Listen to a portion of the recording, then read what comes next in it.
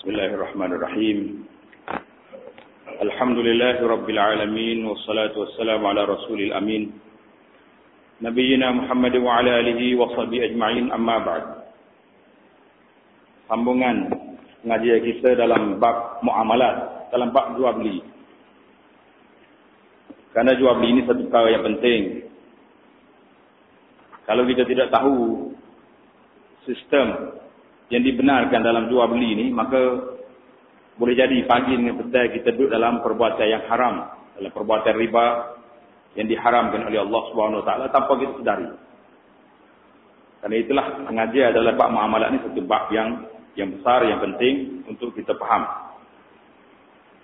Perbincangan kita yang telah lepas ialah tentang muamalat ni, dia panggil ada rukun dia dan ada syarat dia. Rukun jual beli itu ada beberapa perkara. Yang pertama sekali, rukun yang pertama ialah al-aqidan. Orang yang menjual dan orang pembeli. Ada penjual, ada pembeli. Kita sudah bahas tentang penjual dengan pembeli baru ini. Termasuklah dalam dia panggil bai' al-mu'atah. Rukun yang kedua ialah sirah. Sirah ni maknanya lafaz kita jual beli. Apakah kita kena kata aku jual, aku beli? Ataupun boleh dengan zaman kita hari ini, tak payah kita kata. Bila kita bisi borang dan kita tanda tangan persetujuan itu termasuk di dalam sirah persetujuan yang dibuat. Karena sama ada kita lapak dengan mulut kita atau dengan anggota kita yang lain, tujuan lapak dengan mulut ni nak menyatakan persetujuan kita dengan dalam apa yang kita buat. Karena itulah dalam muka surat 1294 kita telah bahas tentang bai' al-mu'atah.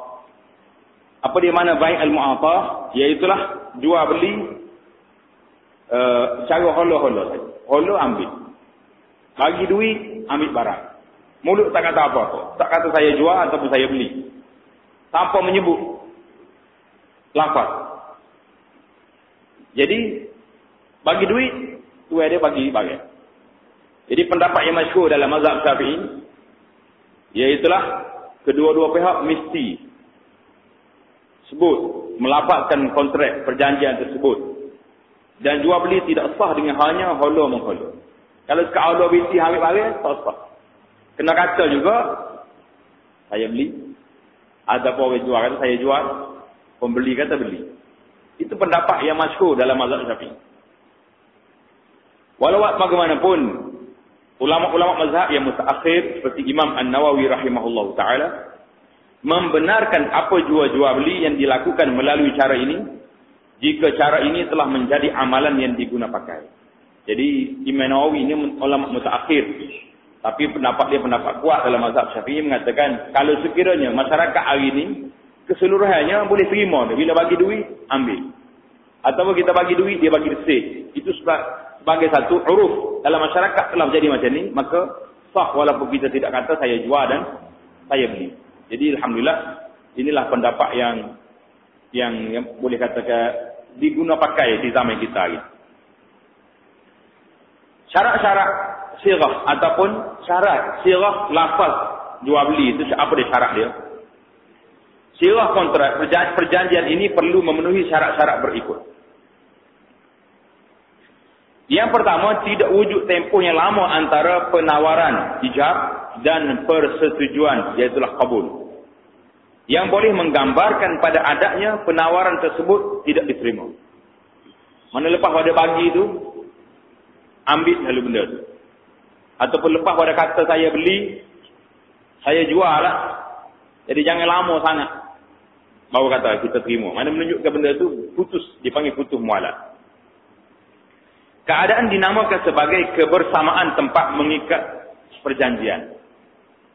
Jika setelah penjual menawarkan jualan, berlaku diam yang berpanjangan. Lepas pada ayat saya jual, oh je beli bolehlah lah telefonan. Pusing dalam keadaan, tak kata nak atau tidak. Tak ada persetujuan.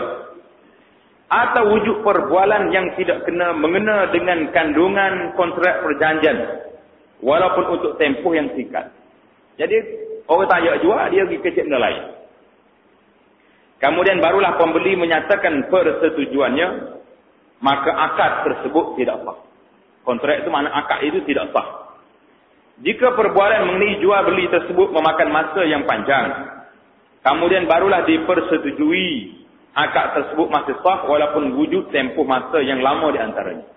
Mana kalau di antara akad dengan jual dengan beli itu, tapi dalam masa yang sama tentang perkara yang kita nak akad tu.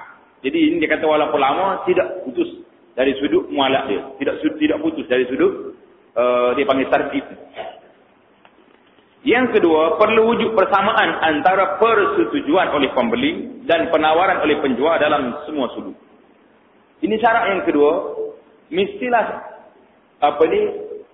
penawar, penjual, kalau dia kata tu saya jual kepada awak barang ni. Contohnya saya jual beras 10 kilo. Pembeli berkata saya terima lah. Buah motor ni 10 kilo. Lari ke tak lari? Maka tak jadi. Naknya mesti ada persamaan. Kalau jual beras, penjual kata jual beras, pembeli kata saya beli beras. Jika penjual berkata, saya jual kepada anda dengan harga RM100. Mana dalam sudut harga dulu. Sementara pembeli pula berkata, saya beli dengan harga RM50. Ada beza tak ada beza? Beza ada tu. Penjual kata 100, beli RM50. Hal ni banyak juga berlaku di kalangan kita ni. Tu dia kata 10 ya. Kira lapar. Dia sendiri buat kira lapar. Tak tahu lah, itu dia nak kata. Ataupun jika penjual berkata, saya jual rumah ini kepada anda dengan harga RM30,000. Pembeli pula menjawab, saya beli separuh rumah ini dengan harga RM15,000. Jadi penjual jual semua, dia pergi beli setengah. Ataupun penjual berkata, saya jual kepada anda dengan harga RM30,000 secara tunai. Pembeli pula menjawab, saya beli dengan harga RM30,000 secara bertangguh. Tak sama berlaku. Lari.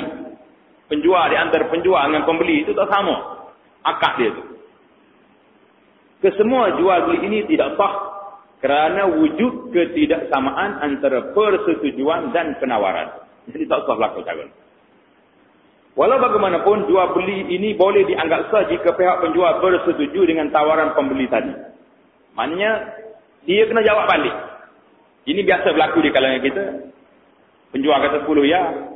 Pembeli kata 8. Dia tawar tu dengan jawab kepada jual beli. Boleh ke tak boleh? Tak sah. Kecuali penjual ulang balik. Okeylah. Tak apa nak 8 kak. Engkau dia mau mari jauh kau mana kau. Dia panggil customer kau. Yang penting dia jawab balik persetujuan tersebut. Ini bermakna tawaran pertama oleh penjual tidak terpakai. Guna balik, dia guna hak persetujuan hak akhir. Sementara persetujuan pertama iaitu daripada pembeli tadi pula dianggap sebagai tawaran ijab. Maknanya ijab dulu baru qabul. Qabul bagi pihak penjual. Dan persetujuan kedua itu daripada penjual dianggap sebagai persetujuan qabul kepada penawaran tadi. Sini kita faham masalah kita ni. Dalam masalah jual beli boleh penjual sebagai ijab, pembeli sebagai qabul. Pembeli mana sebagai penerima. Ataupun pembeli itu sebagai ijab, penawar, dan penjual sebagai orang yang menerima. Mana penjual, pembeli kata ya. Pembeli kata bil tak harga. Jadi penjual tu kata setuju. Terima, boleh. Atau penjual dulu kata RM100 harga ni. Jadi pembeli kata saya setuju lah. Jadi dia boleh tukar dulu. Syarat yang ketiga, kesahihan jual beli tersebut tidak boleh dikaitkan dengan sebarang syarat atau dihadkan untuk tempoh tertentu. Macam mana? Pasal dalam bab khiyar, dalam bab jual beli dia ada khiyar pula nanti, ada pilihan. Dia pilih dengan sebab bersyarat. Pilih dengan sebab aib, ada cacat, ada kerosakan. Dia pilih dengan sebab dalam majlis akad. Dia panggil khiyarul majlis, khiyarul syarti dan khiyar aib. Jadi ada pula dalam ni. Jadi di sini macam mana nak jadi? Sirah akad mestilah menunjukkan perjanjian telah sempurna dan pemilikan mestilah bersifat kekal. Mana kalau dia main bersyarat lagi, kawin beli lagu ini tapi dengan syaratnya gini-gini. Nak beli tanya orang Cina rumah lagi. Maka itu belum sempurna dia punya akad. Karena sirah akad ni putus, tak ada dah pilihan kepada saya. Jika pihak penjual berkata, saya jual rumah ini kepada anda jika si fulan datang. Jadi dia beli tapi syaratnya nanti orang itu mari.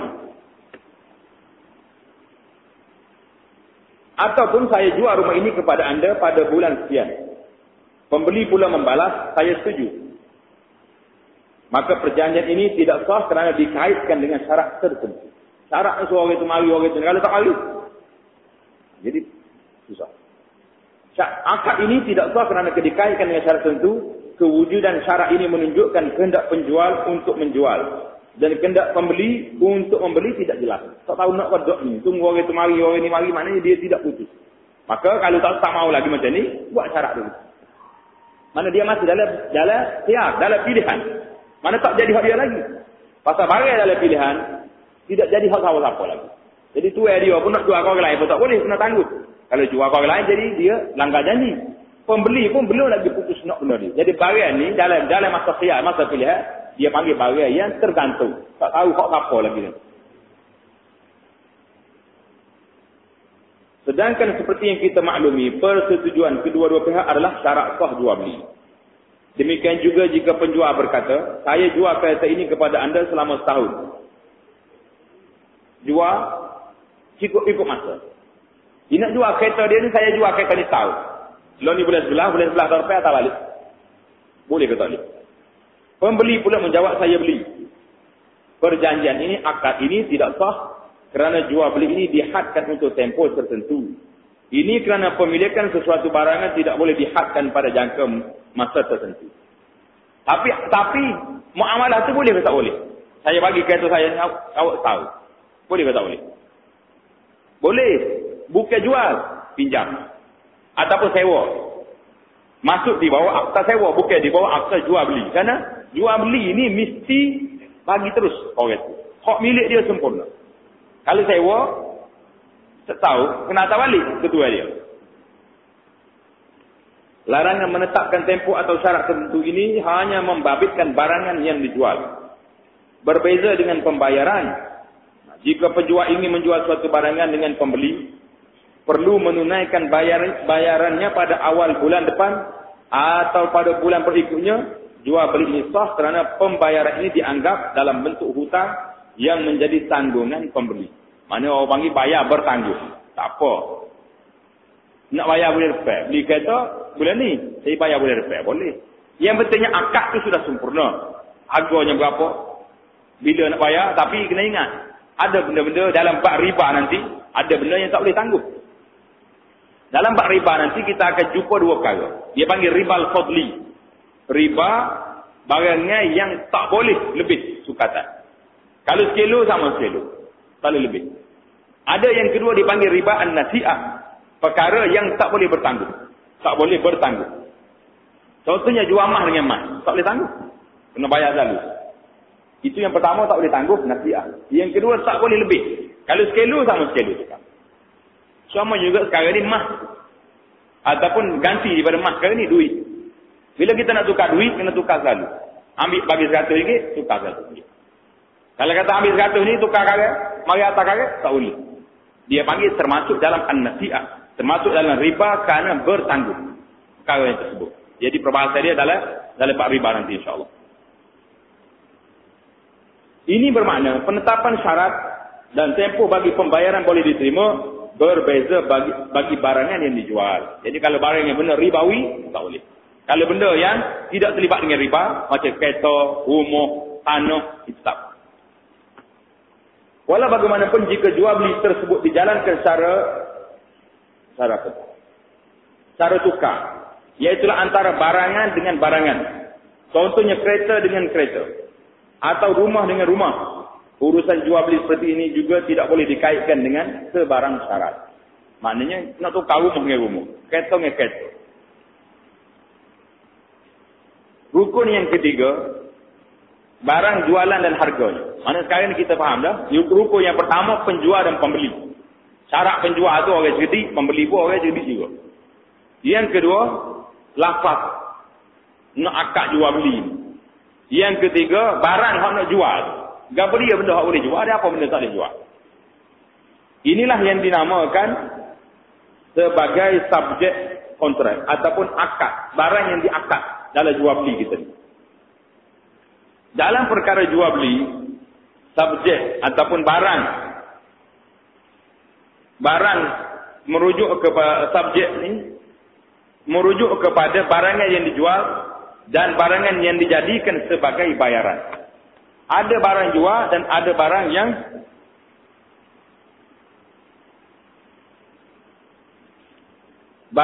dijual dan barang yang dijadikan harga. Mana kalau zaman dulu, orang tu beli beras dengan ikan. Sebelum ada bitih ni. Lalu ni tak lah. Yang pentingnya, barangnya juga duit tu pun.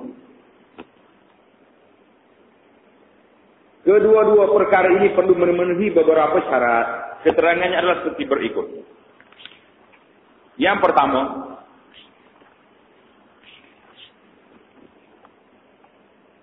barangan jualanlah wujud ketika akad jual beli di Mesra. Mesti ada barang kita nak jual. Barangan yang tidak wujud tidak boleh dijual. Contohnya, penjual yang mahu menjual buah-buahan yang bakal berbuah di pokok tertentu. Di pokok tertentu. Ada beza dengan tak tentu pokok. Ni, aku nak jual pokoknya ni. Buah kelapa ni 20 biji daripada pokok ni. Boleh ke tak boleh?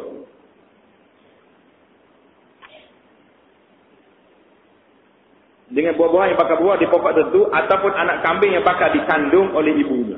Kalau anak kambing ni kedua ada pokok ni.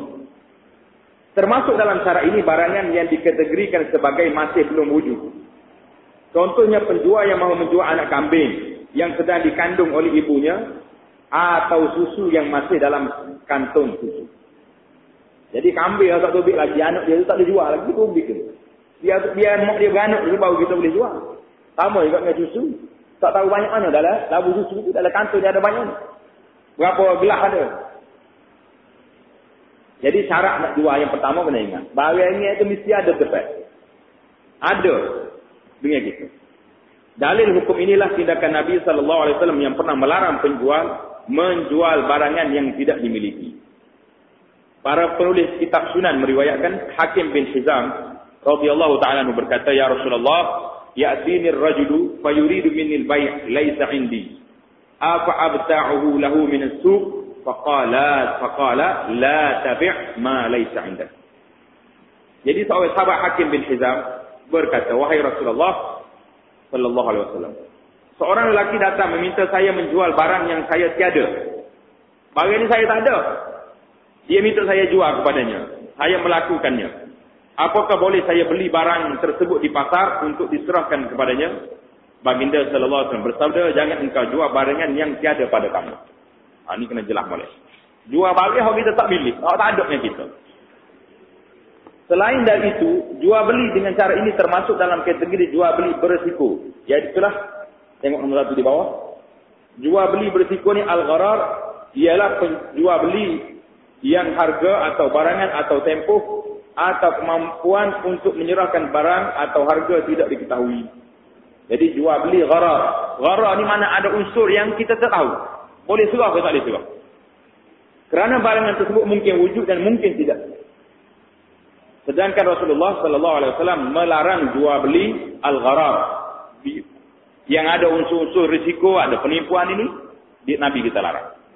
Jadi syarat yang pertama kita nak faham di sini iaitulah mesti kita nak jual barang yang tak ada. Jadi yang ada. Baik. Boleh jadi muslimin muslimat akan tanya, bagaimana kalau kita pergi order barang? Banyak kita sekarang ni kita pergi tempah barang. Tempah. Jadi saya nak barang macam mana? Benda tak ada lagi. Apakah benda ni termasuk di dalam larangan ni? Kita akan jumpa lepas pada ni, satu lagi dipanggil bai' as-salam. Bai' as-salam ini dikecualikan daripada hal ini. Kerana keperluan manusia ni, bai' as-salam ni, dia jual berdasar kepada sifat. Saya nak beli benda ni. Contohnya kita nak beli buah 200 kilo. Tak kira lah pokok mana-mana pun, yang penting nak buah mangga ni. 200 kilo kamu kena bawa minggu depan. Terpaksa sini. Harganya sekian. Maka dipanggil ini bai' salam. Sehingga kita boleh bagi duit dulu untuk dia bawa beli benda tu mari pada dia. Tapi syarat benda tu musim dia. Mesti ada. Jangan main musim banjir nanti minta orang duit. Susah juga. Jadi itu dia panggil satu bab. Dalam bab al-bai' as-salam nanti bai' order, tempahan, ia dikecualikan daripada syarat ni. Syarat yang kedua, Barangan yang dijual mestilah dalam bentuk harta yang bernilai menurut syarak. Harta yang ada nilainya menurut syarak. Jangan kira tunggu orang. Kalau harta menilai menurut orang, hak muncul lebek pun laku. Kau tak laku? Laku. Mahal pula tu. Sama juga orang tu lagi buru dah. Tapi dulu syaratnya benda ni benda najis. Orang panggil dalam mazhab Syafi'i ni panggil najis mughallazah. Mana benda tu tak ada harga, tak ada nilai. Syarat ini ditetapkan bagi barangan jualan yang bayaran yang ditetapkan. Berdasarkan syarat ini, segala barangan yang dikategorikan sebagai najis dan haram oleh syarak tidak sah diperniagakan. Kalau benda ini benda dianggap najis pada syarak, ataupun benda ni benda haram mengikut hukumnya, maka tak boleh kita jual beli. Tak boleh kita berniaga dengan benda-benda ni. Apa dia nak contohkan? Boleh apa dia? Jual itu. Lagi? Jauh belakang tu ada berkat sikit lagi.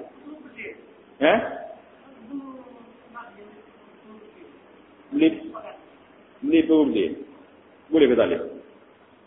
Kau dekat benarnya kita duk jual hari-hari ni kan? Jual rokok. Rokok ni halal ke haram? Fatwa ada tu. Kalau Malaysia ni fatwa kebangsaan dia kata benda tu benda haram. Mana kalau kita jual benda haram. Tak boleh akak jual beli, benda tak sah. Oh, yang dua satu jauh tak dekat. Kau tak boleh buat dekat. Tengok orang yang kata sebut ni sensitif. Kata sensitif ni lah kena sebut. Jadi timbul persoalan dia, kita nak beli perlu bedil. Siapa dia suruh pergi bedil ke dia tu? Suruh pergi bedil kawan tu sebab cari kerja lain. Tengok ni baca. Berdasarkan cara ini, segala barangan yang dikategorikan sebagai najis dan haram oleh syarak tidak sah diperniagakan. Dengan itu, barangan seperti arak, bangkai, darah, najis dan anjing adalah tidak sah untuk dijadikan sebagai barangan jualan dan bayaran. Manakala ambil duit dia tu, duit jual beli yang tidak sah. Dalilnya ialah sabda Nabi sallallahu alaihi wasallam, "Inna Allah wa rasulahu harrama bai'al khamri wal maitati wal khinziri wal asnam." Faqila ya Rasulullah, "Ara'aita shuhumal maitati fa innaha yutla biha as-sufun wa yudhanu biha al-julud wa yastasbihu biha an-nas?" Faqala, "La huwa haramun." Thumma qala Rasulullah sallallahu alaihi wasallam 'inda dhalik, "Qatalallahu al-yahud, inna Allah lamma harrama shuhumaha jamaluhu thumma ba'uhu fa akalu samanahu."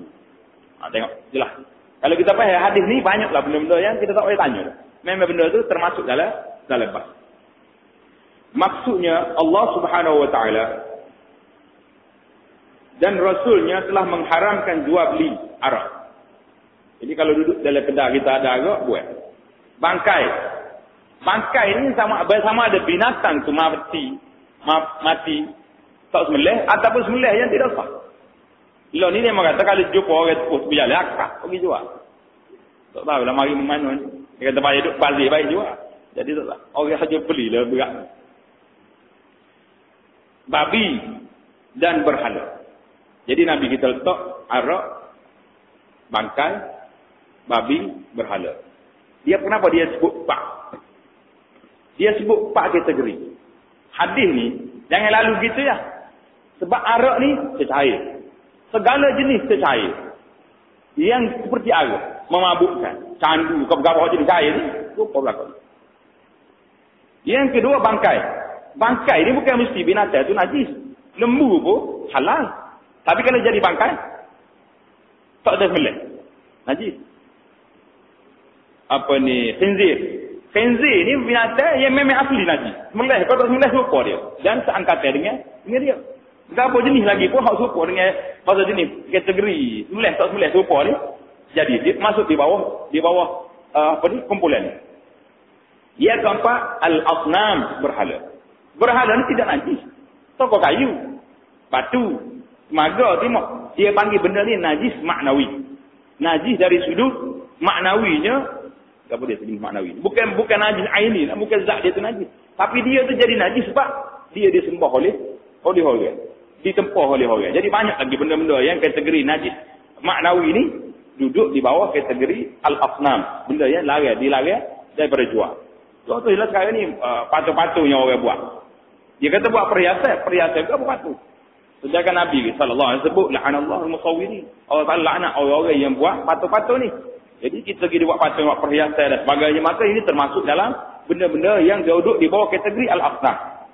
Jadi kita kena tengok. Dalam kaedah Nabi kita tak sebut banyak dia sebut 4 perkara, tapi bila letak satu boleh masuk di bawah dia, banyak lagi benda-benda lain yang sama dengan dia, dengan taraf dia. Itu cantiknya. Pasal itulah dia sebut dalam kaedah dia panggil Rasulullah sallallahu alaihi wasallam, Allah Taala bagi beri dia jawami'ul kalim. Tak kejap banyak, cakap sikit, tapi makna dia panjang. Makna dia dalam, makna dia terlalu luas. Kalau Nabi kita kejap banyak sebab kita juga. Nak koyak sikit, koyak sejai juga, letihlah kita nak mengapa hati. Ya. Jadi dia bagi sikit, tapi makna dia tak akan ulah, tak akan urah. Apa ni? Ulama-ulama berjilid kita tulis nak jawab benda ni. Berapa tadi? Seorang sahabat bertanya, "Wahai Rasulullah, apa pandangan tuan tentang lemak daripada bangkai?" Nak makan tak boleh. Bangkai ni nak makan tak boleh. Boleh makan bangkai? Tak boleh. Tapi lagu mana kalau kita ambil lemak dia? Bukan untuk makan. Ia digunakan untuk mengecap kapal. Mana ambil lemak dia ni buat napu kapal. Kalau dia masuk air. Mana kapal ni bagai licin. Ni comel lah berjalan atas air pun sedap licin. Disapukan pada kulit. Dan orang ramai menyalakan lampu dengannya. Buat minyak lampu. Buat apa dia? Buat nyala api. Hujah ni kuat tak hujah? Kuat. Kuat. Nak buat tak apa kapal. Nak buat lampu, buat nyala lampu. Buat berapa lagi tadi? Buat apa ni? Semua atas kulit. Nak suruh tahan. Jadi benda ni tak terlibat dengan makan lah. Nabi jawab ke apa? Baginda sallallahu alaihi wasallam menjawab, tidak. Ia haram. Yang itu tak sebab bersatu. Kalau benda sebangkai itu haram, haramlah dia. Kemudian Nabi sallallahu alaihi wasallam bersabda lagi, Allah memerangi, yakni membinasakan kaum Yahudi apabila Allah mengharamkan lemak haiwan. Orang Yahudi ni mazhab dia, agama dia tak boleh makan lemak. Mereka telah mencairkannya. Dia ambil lemak ni dia tak makan, dia cairkan dia, kemudian menjualkannya dan mereka ambil hasil jualannya. Jelas ke tak jelas ini? Hadis ni riwayat Bukhari dalam bab jual beli dan riwayat Muslim. Mana hadis ni sahih. Kalau kita tengok dalam bab ini, banyak benda-benda yang kita duk tanya soalan lain. Kita tak makan benda ni, kita pergi saja ya. Jual kau orang nak buat benda ni, buat ubat, buat minyak. Tapi oleh kerana benda tu benda bangkai. Boleh ke tidak boleh buat? Kalau tengok dalam hadis ni, soalan-soalan sahabat pada Rasulullah, kita bukan nak makan lemak bangkai ni. Nak buat nyala rapu, buat lilin, buat apa. Nabi kata, la, huwa haram. Inilah benda haram. Jadi, banyaklah kalau kita, satu dalam hadis ni, dia satu hadis tu, boleh masuk di bawah dia beberapa hukum yang banyak, yang kalau kita boleh pasal dia, apa ni, kaedah ni di dalam banyak kes. Lemak haiwan yang diharamkan kepada Yahudi ialah lemak lembu dan kambing.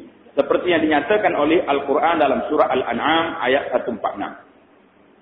Diriwayatkan daripada Abu Mas'ud Al-Ansari radhiyallahu ta'ala anhu, anna Rasulullah sallallahu alaihi wasallam naha an thamanil kalbi. Rasulullah telah melarang daripada mengambil hasil jualan anjing. Nabi kita larang daripada jual anjing. Hadis ini riwayat Al-Bukhari, tengok nombor 2 di bawah. Semua barangan lain yang najis dan haram bolehlah dikiaskan dengan apa yang dinyatakan dalam hadis-hadis di atas. Termasuk dalam kategori ini ialah barangan yang terkena najis dan tidak boleh dibersihkan. Barang capur najis tak boleh bersihkan dia. Seperti cuka. Masuk najis nak bersih macam mana nak basuh? Suruh Susu. Sekarang ni sibuk dengan susu ni. Masuk melami lah, masuk berapa sakit perut habis awet. Jadi banyak benda-benda yang terlibat. Minyak, mentega cair dan sebagainya. Mana kalau sapi hok gerah tu tak apa. Kalau jatuh tikus itu, ada itu kita buat sekadar cinta kawasan dia tu. Boleh ambil lagi. Tapi kalau benda cair, masuk, habis sekali dengan dia. Manakala barangan yang boleh dibersihkan selepas terkena najis, boleh dijual dan boleh dijadikan barangan sebagai bayaran. Kerana barangan ini dianggap sama seperti barangan yang suci. Syarat yang ketiga, barangan jualan mestilah barangan yang bermanfaat menurut syarak dan uruf kebiasaan orang ramai. Jugalah benda ni benda yang bermanfaat. Jangan jual benda yang tak ada kerja. Lalu macam-macam orang jual. Jual gambar, jual patung, tak ada hijau. Tepek dia ni mereka tak masuk dalam rumah. Maksudnya pada adatnya, manfaat barangan tersebut menjadi tujuan jual beli dan dibenarkan oleh syarak. Kalau kira orang beli, ni beli berapa tu. Sok lah di pasar pagi tu, pasar malam, penuh orang pergi ikut situ. Dengan ini tidak sah menjual serangga berbisa. Benda tak ada manfaat. Dia makan tak ada manfaat juga. Boleh perah apa ni, ambil madu lah berapa. Atau haiwan yang tidak boleh dimanfaatkan. Atau manfaatnya tidak menjadi tujuan jual beli diadakan. Demikian juga dengan peralatan yang melalaikan. Yang manfaatnya tidak dibenarkan oleh syarak. Kita nak kata apa? Peralatan yang melalaikan juga apa dia? Nak kata apa? Kalau kata tali bising, dia mengatakan tinggal dalam ya Ustaz. Pasal tali bising ni sebab golok boleh buat nebah, dia boleh buat gerak orang. Nak kata lagu ni. Cuba cari contoh-contoh yang munasabah dengan dia. Barangnya peralatan yang melalaikan. Jual alat-alat permainan yang tak ada faedah. Sebabnya membayar sesuatu untuk mendapat sesuatu yang tidak bermanfaat ialah perbuatan yang membazir, adalah perbuatan yang membazir. Sabda Rasulullah sallallahu alaihi wasallam, Rasulullah sallallahu alaihi wasallam sendiri melarang pembaziran. Dalam riwayat Al-Bukhari, Nabi kita larang daripada membazir. Namun demikian, menjual harimau untuk tujuan memburu, gajah untuk tujuan peperangan, monyet untuk tujuan mengawal harta, buat naiknya, lebah untuk tujuan mendapatkan madu dan seumpamanya adalah dibenarkan. Maknanya benda-benda begini. Tapi tak masuk anjing macam anjing. Tadi dia sebut ada nahaan samanin kalbi. Pasal itulah dalam masalah jual anjing ni, dia kena kona kot lain sikit. Tak boleh jual anjing toko tu. Kita kena jual upah orang tu ngajar anjing tu supaya jadi pengawal. Boleh pergi buru dan sebagainya. Itu dia kata dikecualikan dalam bab tersebut. Maknanya upah ambil jual. Bukan jual anjing toko tu. Jual ilmu yang kita ajar ke anjing. Ia dibenarkan atas alasan semua binatang ini ada manfaatnya menurut adat dan dibenarkan oleh syarak. Di samping itu tidak wujud sebarang larangan khusus kepada binatang-binatang ini seperti mana larangan yang ada pada anjing contoh. Jadi anjing ini ada masalah sebab larangannya dia tu khusus Nabi sebut. Naha an samanil kalb. Ditegah daripada ambil harga anjing. Semua bayaran yang disebutkan di atas yang tidak dibenarkan untuk dijual, ia juga tidak dibenarkan untuk dijadikan sebagai bayaran. Maksudnya kalau kita nak jual tak boleh, kita ambil benda ini jadi harga, nak dibayar ke orang lain pun tak boleh juga. Jadi kita tak diguna, tak boleh ambil biti, orang lain boleh ambil, tak boleh. Jika barangan yang dijual atau yang ingin dijadikan sebagai bayaran masih tidak boleh dimanfaatkan ketika proses jual beli, tetapi boleh dimanfaatkan pada masa hadapan. Contohnya anak kuda yang masih kecil, ia boleh dijual ataupun dijadikan sebagai bayaran. Mana anak kuda ni asalnya, memang kalau kita latih dia, lepas ni dia boleh buat pergi dan sebagainya. Jadi itu dibenarkan. Berapa syarat ada kita? Baru 3 syarat. Kita ada banyak lagi syarat-syarat yang akan kita sambung lepas ni insyaAllah ta'ala. Yang keempat, barang yang tersebut adalah boleh diserahkan dari segi fizikal dan syarak. Mana kalau jual benda yang tak ada ni, tak boleh serah ni masalah. Jadi perbahasan kita panjang lagi ni. Ini baru mukadimah dalam bab jual beli. Sebab masalah sekarang ni yang kita ketara sangat. Iaitulah tentang kita jual, Nabi kata, mu jangan jual barang hak tak ada dengan kamu. Kalau kita ada beli kereta dengan bank hari ni. Oh ni hak benda, orang panggil benda wakil yang berlaku. Yang kita beli kereta dengan bank hari ni. Apakah bank milik kereta atau tidak? Dia milik atau tidak kereta? Kalau dia tidak milik, maknanya dia jual benda yang tidak ada. Sebab itulah kita jangan sedap kata sangat. Oh itu kami beli ni ikut jual cara Islam. Tapi dia jual tu dia milik ke tidak benda? Dia nak syaratnya bank mesti memiliki barang ni. Baru dia jual kereta. Tapi kalau dia kata awak nak kereta mana kereta tu? Dia ambil lah kedai ni. Dia tak pernah bank tak pernah beli pun benda tu dengan syarikat. Maka kita beli dengan bank tidak sah menurut istilah syarat. Ini perbahasan kita insya-Allah taala yang kita akan sambung kalau dipanjangkan oleh Allah SWT umur dalam masa-masa yang akan datang insya-Allah.